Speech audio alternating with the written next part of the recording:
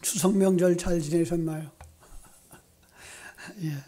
추석을 지내시면서 나는 행복한 사람이구나, 나는 복받은 사람이로구나 느끼신 분 계십니까? 참 복 있는 사람입니다.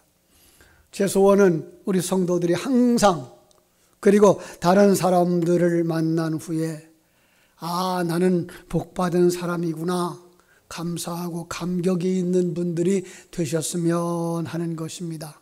그런 의미에서 한번 옆에 앉은 분들에게 이렇게 한번 인사합시다.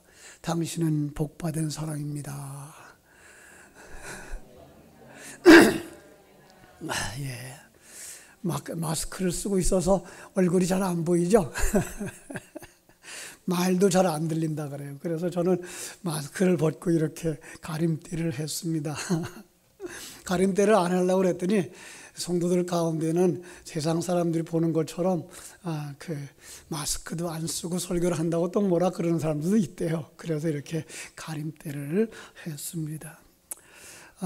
참 어떤 복을 여러분은 받았다고 생각하십니까? 하늘 생명을 받은 사람들이에요. 하늘 생명의 복이라고 말할 겁니다. 여러분, 하늘 생명이 얼마나 소중합니까? 부모님을 통해서 우리가 생명을 받은 것도 소중하지만 그건 불신자들도 똑같이 살아가는 모습이고요. 우리는 하늘 생명을 받은 사람들, 거듭난 사람들이라는 것, 이게 복이 있다는 거예요. 그러면 그 사람들은 세상을 다르게 보아요.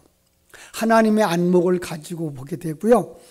그러면 모든 것에 대해서 감사할 수 있는 사람들이 되는 거예요. 제가 그랬어요.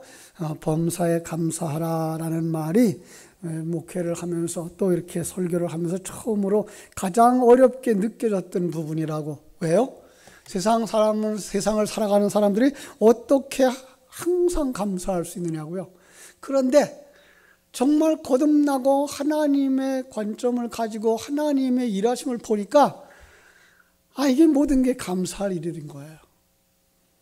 어려움을 만나도 그걸로 말미암아 나를 하나님의 사람으로 만드시는 하나님의 일하심을 볼 수 있으니까 감사할 수밖에 없는 거죠. 이게 뭐예요?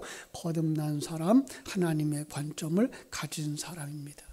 이 사람은 세상 사람들처럼 생각하지 않아요. 여러분, 세상 사람들은 부자 그러면 뭐만 생각합니까? 물질이 많은 사람, 땅 많이 가진 사람, 집 큰 거 가진 사람. 그러나 성경은 그렇게 말하지 않아요. 그죠? 정말로 하나님과 함께 살아가는 사람, 하나님이 함께 하심을 누리기 때문에 언제나 평강을 누리는 사람, 그가 부자요, 그가 행복한 사람인 거죠.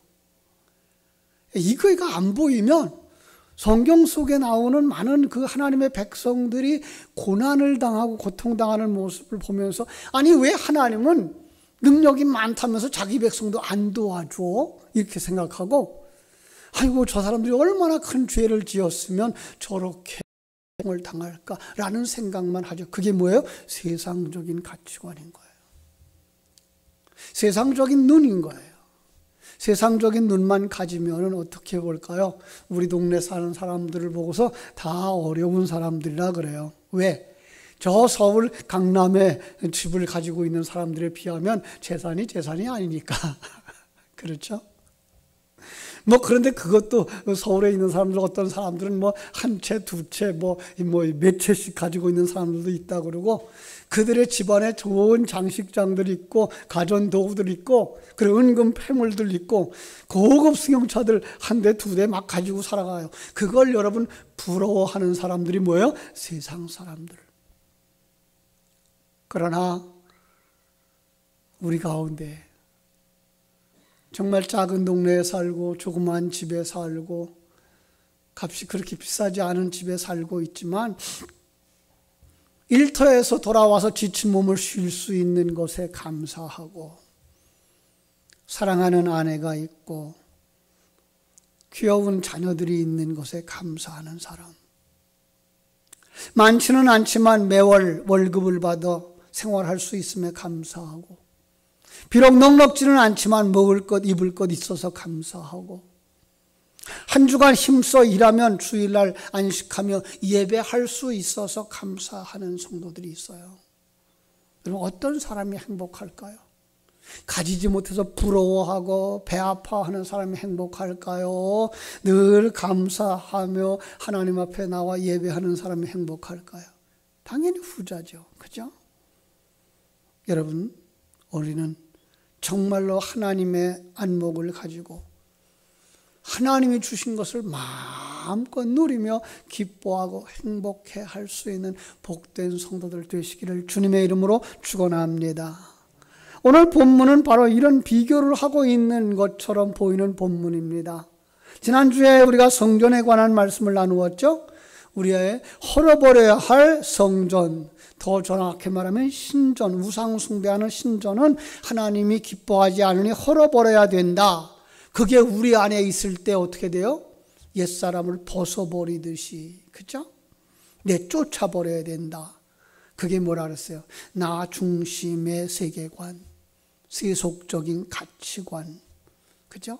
보이는 게 전부라고 생각하면서 세상 사람들처럼 비교 경쟁하는 그것들, 그러면 참 행복을 누릴 수가 없어. 그거 뭐 해야 된다고요? 다 내쫓아야 된다고요. 주님이 진리의 말씀을 우리도 속에 주시면 우리가 진리의 말씀을 가지고 되새김질할 때 마치 예수님이 채찍을 만들어서, 노끈으로 채찍을 만들어서 그 안에 있는 장사꾼들 내쫓는 것처럼 내쫓으신다고요. 그렇죠? 그럼 어떤 성전으로 가꿔져야 된다 그랬죠? 성령으로 충만한 성전. 여러분 속에 성령이 충만되어지면 여러분은 어떤 사람이 된다고요? 나 없음의 사람. 이게 바로 천국의 공동체, 천국의 성전이라고 말씀을 했어요. 자, 그런데 그게 어디서부터 시작된다고요? 여러분, 이 성전은 어디서부터 시작될까요? 오늘 이야기를 하나 해줄게요. 가이사랴 빌립보에 가신 예수님이 제자들에게 질문을 하죠. 얘들아, 사람들이 나를 누구라 그러더냐? 그랬더니 제자들의 대답이 그래요. 더러는요, 세례 요한이라고 그래요. 벌써 세례 요한 죽었거든요. 그렇죠? 그가 살아났다 그러는 거죠. 더러는 엘리야가 다시 왔다고 생각을 해요. 어떤 사람은요, 예레미야 선지자나 또 그 주의 종들 가운데 하나라고 생각합니다. 주님이 다시 묻죠. 그럼 너희들은 나를 누구라고 하느냐? 그때 제자 중에 베드로가 선뜻 나서면서 말씀하여 주는 그리스도시요 살아계신 하나님의 아들이시니이다. 아, 그 소리를 들은 예수님이 얼마나 기뻐하시는지요.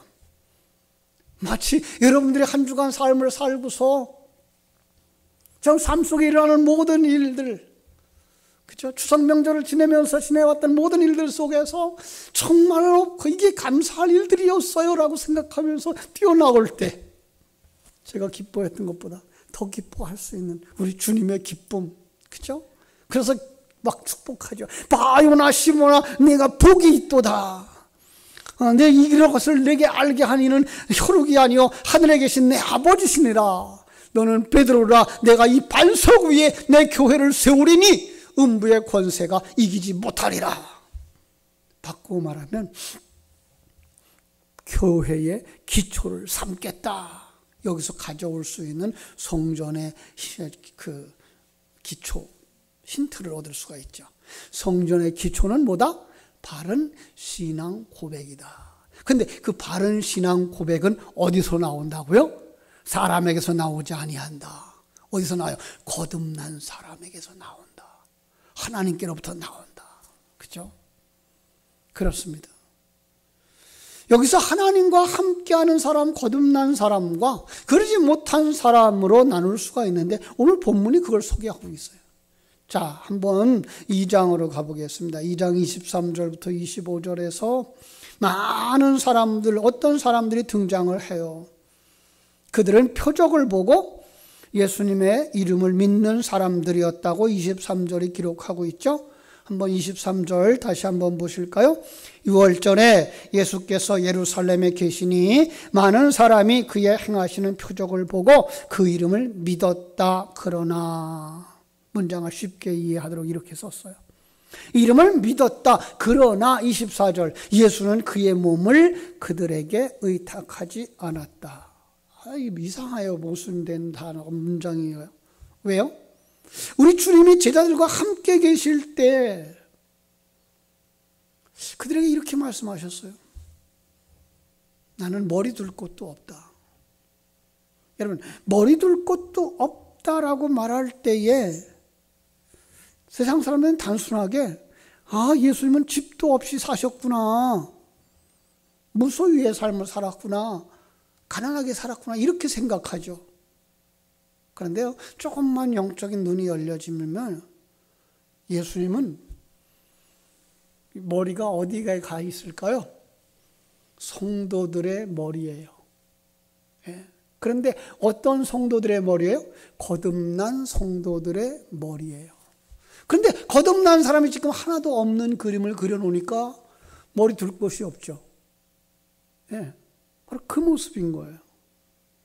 자, 여기 보면은요, 오늘 보면서 그의 몸을 그들에게 의탁하지 않았다라는 표현은 그들을 믿고 친구처럼 자기의 모든 것을 나누지 않았다라는 의미인 거예요. 왜 그랬을까요? 그의 이름을 믿었다 그러는데, 그죠? 여러분, 주의 이름을 믿는 자 어떻게 된다고요? 우리 어린 시절에 불렀던 찬송이 있어요. 주의 이름을 부르는 자는 구원을 얻으리로다, 이렇게 노래했거든요. 근데 여기 분명히 주의 이름을 믿는다 그랬는데 원어 속으로 들어가 봤어요. 그랬더니 이 믿는다라고 하는 뿌리 글자가 페이도라는 단어인데요, 친구를 삼았다라는 의미도 있어요. 예, 믿는다는 말만 있는 게 아니라 친구로 삼았다. 여러분, 근데 성경 속의 친구는 어떤 친구죠? 자기의 것을 다 나누어 줄 수 있는 자. 그들은 어떤 표적을 보고 예수를 친구로 삼고 싶었던 거예요. 그러나 예수님은 그들을 친구로 삼지 않았다라는 의미가 되는 거예요. 왜요? 25절 하반절, 25절 하반절 보면, 24절, 25절 하반절 두 곳을 보면요, 이런 단어가 있어요. 이는 친히 모든 사람을 아심이요. 이는 그가 친히 사람의 속에 있는 것을 아셨음이니라. 다른 말로 말하면 주님은 그들 속에 있는 것이 무엇인지 아셨기 때문이라는 거예요.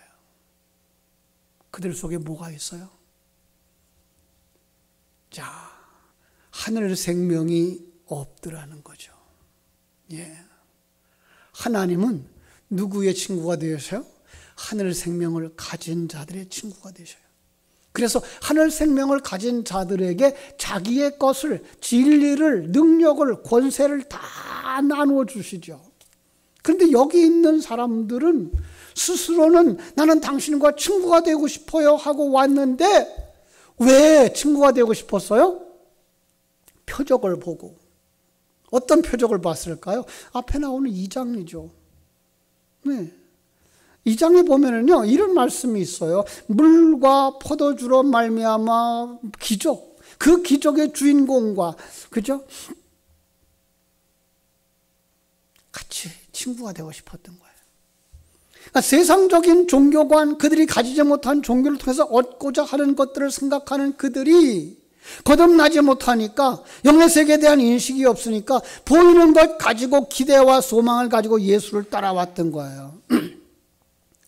이 요한복음을 기록하는 사도 요한은 그것을 기록하고 있는 거예요. 그래서 2장 11절에 보면은요, 그 예수님의 많은 기적인데 이들이 보았던 기적을 뭘 가지고 얘기하는가 하면은 첫 표적, 그죠? 포도주가 떨어진 잔치집에서 돌 항아리에 물을 퍼다 붓고 그것을 떠다가 연회장에게 제시함으로써 칭찬을 받고 흥겨운 잔치가 되게 했던 그 사건을 본 거예요. 조금 더 확대 해석하면요, 성경에 나오는 모든 표적을 보면서 표적을 통해서 우리에게 보여주시려고 하는 그 깊은 영적 진리는 보지 못하죠. 왜? 거듭나지 않았으니까. 그러면 어떤 해석을 하죠? 그 기적을 행하는 분을 그들이 가지고 있는 가치관 가지고 해석한다고요. 유대인들의 가치관, 조상적부터 기대하던 메시아, 다윗 왕국을 회복시켜 주실 그분 따라다니면 배골치 않겠다. 그분 따라다니면 예수님 제자들이 예수님 따라다니는 목적처럼 뭐예요? 예수님이 자리에 왕자에 올라가면 우리는 한 자리 오른쪽에 앉든지 왼쪽에 앉든지 해달라고 했던 그 소망이 그들에게 그대로 있는 거예요. 여러분, 하나님은 그들에게 진리를 나눠주지 않을 뿐만 아니라 그 복을 나눠주지도 않아요.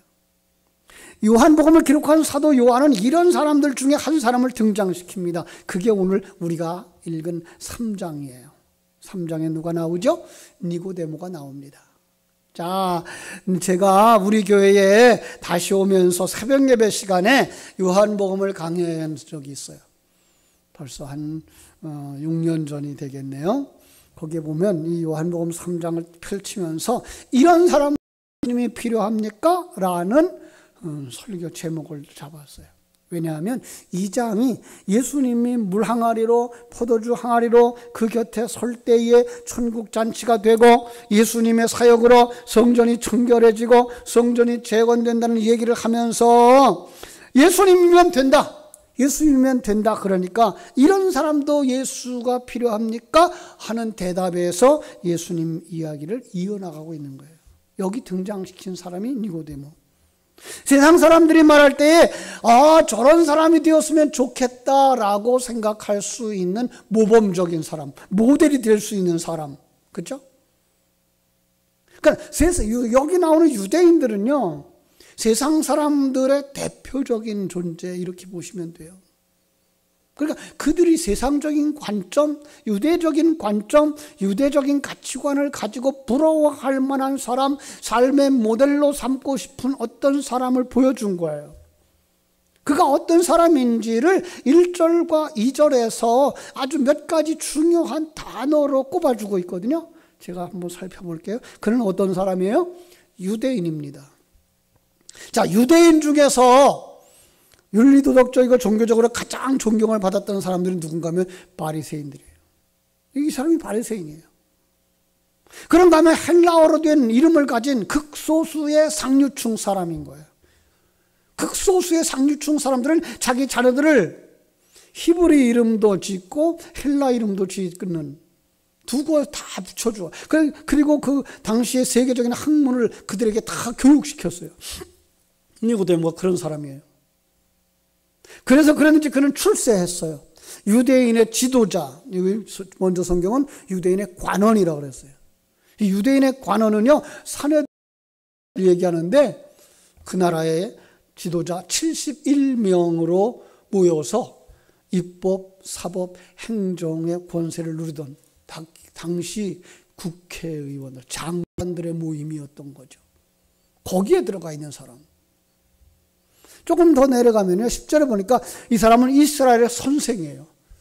이스라엘의 선생이라는 칭호를 듣는 사람은요, 살인자를 사면해 줄 수도 있는 권한도 있고요, 사람을 죽게 판결을 할 수 있는 권한도 있는 사람이에요. 대단한 사람이죠. 물론 그는 남자예요. 그리고 그는 매우 부유한 사람이에요. 19장에 가보면요, 요한복음 19장에 가면 예수님이 십자가에 때에 장례를 위해서 모략과 침향 섞은 것, 백근을 가지고 왔던 사람.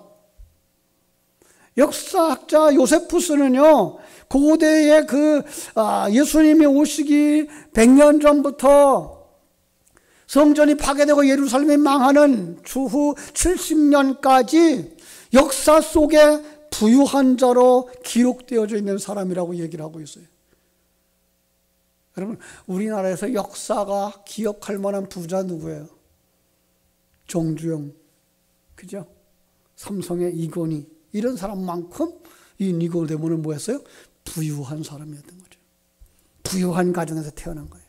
그러니까 이 사람이 가지는 칭호, 이 사람이 가지는 직분, 이 세상 사람들이 다 부러워하고 그 사람처럼만 됐으면 하는 것들을 다 가진 사람, 인품이면 인품, 출신, 성분이면 출신, 성분, 지위라면 지위, 물질이라면 물질, 모든 반면에서 최상의 사람,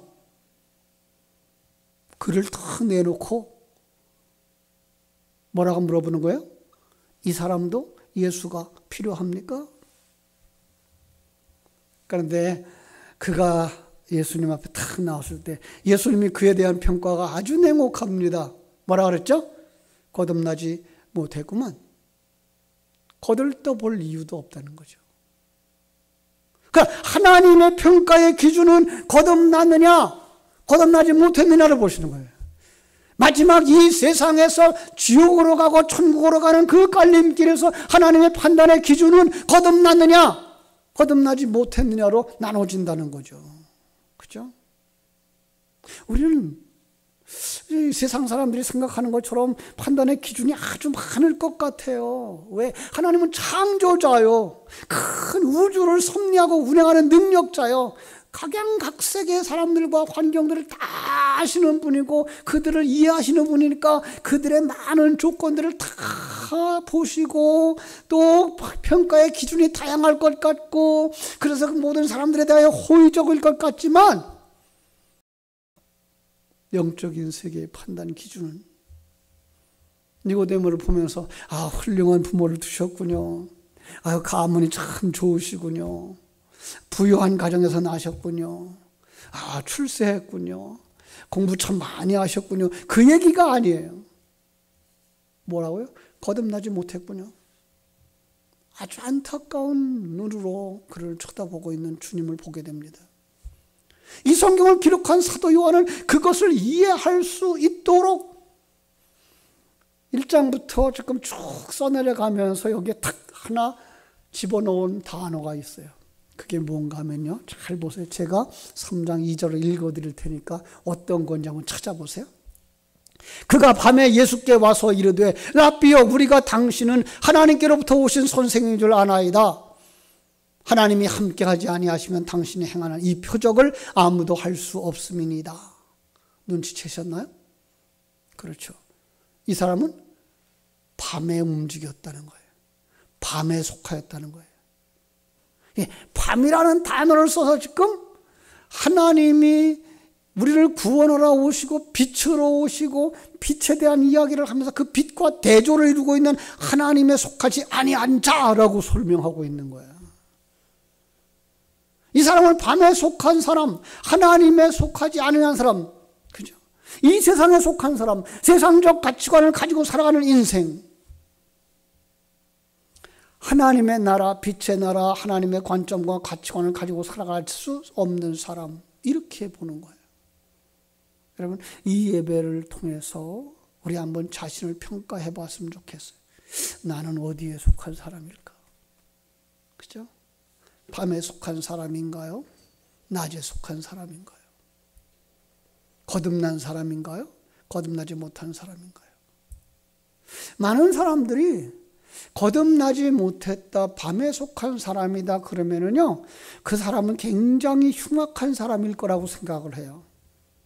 사람들에게 인기도 없을 거라고 생각하고요, 죄만 짓는 사람일 거라고 생각해요. 그런데 그렇지도 않아요. 물론 그런 사람들도 있습니다만은 그렇지 않은 사람들도 있다는 거죠. 하나 예를 들어볼까요? 이스라엘 역사를 보면요, 사사시대를 지나면서 백성들이 왕을 세워주기를 구할 때에 하나님이 사무엘을 통해서 첫 번째 왕으로 택한 사람이 사울입니다. 그런데 사무엘상 9장에 가보면요, 그는 정말로 사람들에게 좋은 평가를 받았어요. 기스의 아들이 있으니 그의 이름은 사울이요 준수한 소년이라. 이스라엘 자손 중에 그보다 더 준수한 자가 없고 키는 모든 백성보다 어깨 위만큼 더 컸더라. 백성들의 눈에 비춰진 이 소년 사울, 그보다 더 준수한 사람은 없을 거야 라고 할 만큼 탁월했다는 거죠. 사람들이 자주 사용하는 말이 있어요. 뛰어난 사람을 뭐라 그래요? 군계일학이라고 그러죠. 그죠? 닭들 무리 가운데에 우뚝 서 있는 한 마리 학에 비유를 하는 거죠. 똑같은 유대인들이 속담을 있는데 그게 뭔가 하면 키가 모든 백성보다 어깨 위만큼 더 컸더라. 군계 일학 같은 의미예요. 누가? 사울이 그렇게 탁월했던 거죠. 게다가 자신의 처지를 알고 겸손함까지 했어요. 사울이 찾아와서 그에게 기름 부으려고 갔을 때 사무엘상 10장에 가면요, 제비 뽑기를 합니다. 베냐민 지파가 뽑혔어요. 마드리 가족이 뽑혔어요. 그 중에 기스의 아들 사울이 뽑혔을 때 그는 짐 보따리 사이에 숨었어요. 숨어 있을 만큼 겸손한 사람. 그런데 어떤 모습으로 나타납니까? 약한 자 앞에서요, 강하고 강한 자 앞에서 약한, 아주 비겁한 사람으로 등장합니다. 왜죠? 그는 거듭나지 못했어요. 하나님의 세계를 보지 못했어요. 눈에 보이는 것이 전부라고 생각했던 사람들이죠. 여러분, 눈에 보이는 게 전부라고 생각하는 사람들, 오늘날 여러분 가끔 텔레비에 나오고 컴퓨터에 나오고 그죠? 정치하는 사람들의 모습 보잖아요. 그들이 엄청 변하니까 과거에 그들이 했던 말 그리고 오늘 그들이 하고 있는 말을 비교해요. 완전히 뒤집어져 있잖아요. 그렇죠? 그런 사람들이 교회 안에도 들어와 있을 수 있다는 거예요. 왜? 거듭나지 않으면 여전히 세상적이니까. 사랑하는 여러분, 간곡하게 부탁을 드립니다. 여러분, 거듭나게 되기를 주님의 이름으로 축원합니다. 거듭나지 아니하면 하나님 나라를 볼 수 없다고요. 여러분, 거듭난 사람은 어떤 사람입니까? 간단하게 말하면 하나님의 은혜를 받은 사람. 하나님의 은혜가 아니면 거듭남이라는 기적이 일어날 수가 없어요. 그래서 지금 요한복음은 계속해서 강조하는 게 뭐예요? 기적이야, 기적이야. 그런데 그 기적의 시작이 뭐예요? 하나님의 은혜인 거예요. 사실 하나님의 은혜를 받아 거듭난 후에야 깨닫게 아는 것이기도 하지만 니고데모가 그랬잖아요. 지금 요한복음 3장 속에서는요, 니고데모가 정말 어리석은 말을 많이 해요. 그렇게 배운 사람이 많은데 영적인 세계에는 전혀 알지 못하는 거죠. 그럼 아니 나 같은 사람이 어떻게 거듭납니까? 라고 얘기를 하는 거죠. 내가 어떻게 어머니 뱃속에 다시 들어갔다 나옵니까? 어머니 벌써 돌아가셔서 안 계신데, 이런 생각을 하는 거죠. 그런데 그는 예수님의 말씀이 가슴에 팍 박혔어요. 거듭나지 않으면 하나님 나라를 볼 수 없단다. 사람이 거듭나지 않으면 하나님 나라를 볼 수 없단다. 이 시대에 우리에게 주시는 말씀입니다. 사람이 거듭나지 아니하면 하나님 나라를 볼 수 없습니다. 이것 때문에 더 기색임질하는 거예요. 그게 뭘까? 난다고 하는 것은 죽음을, 그죠? 부활이라고 하는 말과 같은 건데, 그 부활이라는 말은 무엇을 전제로 합니까? 죽음을 전제로 하는 거예요.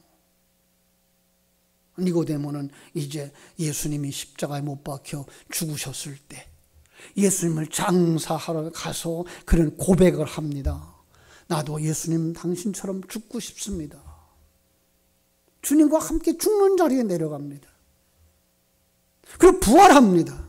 그 부활했다는 소식을 듣는 순간 그는 자신이 부활이 무엇인지 알게 된 거예요. 그동안 지식으로 알고 있었던 성경의 그 내용들이 무엇인지를 알게 되고, 절기를 지킨 이유가 무엇인지 알게 되고, 죄물을 잡아들였던 이유가 무엇인지 알게 되고, 예배를 드리는 것이 무엇인지를 알게 되는 거예요.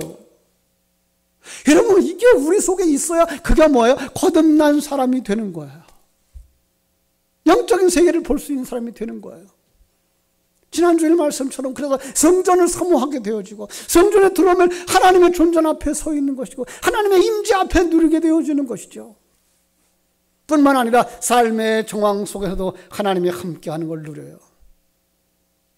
다니엘처럼. 그래서 사자굴에 들어가는 게 두렵질 않아요. 그의 세 친구 사드락과 메사가 아벳느고처럼 풀무불 속에 들어가는 게 두렵질 않아요. 왜요? 거기도 하나님 계시니까. 그 순간에도 하나님 나와 함께 하시니까 믿습니까? 이게 거듭난 사람인 거예요. 코로나19 두렵질 않아요. 이 경기도 의사협회의 그 회장이 그런 얘기를 했더라고요. 그냥 독감 정도입니다. 독감과 같은 병균입니다. 전염이 되어져서 문제지, 사실 그로 말미암아 돌아가신 분들의 숫자가 폐렴으로 해서 돌아가신 숫자만큼 안 된다는 거예요. 그런데 지금 정치하는 사람들이 그걸 이용해서 그냥 두려움에다 사람들을 집어넣어버리고 사람들을 꼼짝 못하게 만드는, 나라가 점점 지금 그 위기 상황에 처하고 경제가 위기 상황에 처했는데도 자기들이 정권 유지하는 데만 지금 급급해서 있다는 거죠. 마치 이 10월달 종교개혁의 달입니다. 마침 루터가 95개의 조항을 써다가 그 자기가 다니던 성당 문에다가 붙여놓고 이것에 대하여 토론합시다라고 외쳤던 것처럼 지금 그 의사들은 그렇게 외치는 거예요. 지금 이런 것들에 대해서 우리 공개 토론합시다라고 하는 거예요. 안 나오죠. 못 나오죠. 거짓말이 가득 차 있고 정치하는 방법으로 사용하고 있으니까. 여러분, 우리는 뭘 봐요? 그럼에도 불구하고 하나님이 함께하는 세계, 하나님이 우리를 지키시고 보호하시고 우리와 함께 하신다는 사실을 여러분 깊이 깨달아 알 때 우리는 그 속에서 뭐 할 수 있어야 돼요? 평강을 누리는 사람들, 하나님께 영광을 돌리는 사람들이 되셔야 할 줄로 믿습니다. 사랑하는 성도 여러분, 정말 어떻게 하면 거듭날 수 있습니까? 니고데모처럼 진리를 되새김질하는 여러분들 되시기를 바랍니다. 하나님은 전능하신 하나님이야. 어디나 계신 하나님이야. 지금도 나와 함께 하시는 하나님이야. 내 손잡고 천국으로 인도하시는 하나님이야. 이 진리를 되새김질하시기 바랍니다. 그리고 그것이 살아날 수 있도록 성령의 충만함을 사모하십시오. 그래서 이 복음서를 지나 사도행전 2장이 넘어가면 거기에서 성령의 충만한 제자들이 눈이 열려지지 않습니까? 예배를 사모하십시오. 예배에 이 사모함이 다 있습니다. 진리의 말씀에 되새김질이 있습니다. 성령의 사모함이 있습니다. 찬송 속에 성령의 역사가 있습니다. 기도 속에 성령의 역사가 있습니다. 하나님의 음성이 있습니다. 반드시 하나님이 여러분의 기도를 들어주시고 예배를 받아주시고 간절한 소원처럼 성령으로 충만하여 거듭나게 해 주실 줄로 믿습니다. 기도하겠습니다. 아버지, 우리 하나님, 크신 은혜와 사랑을 감사하옵고 감사합니다.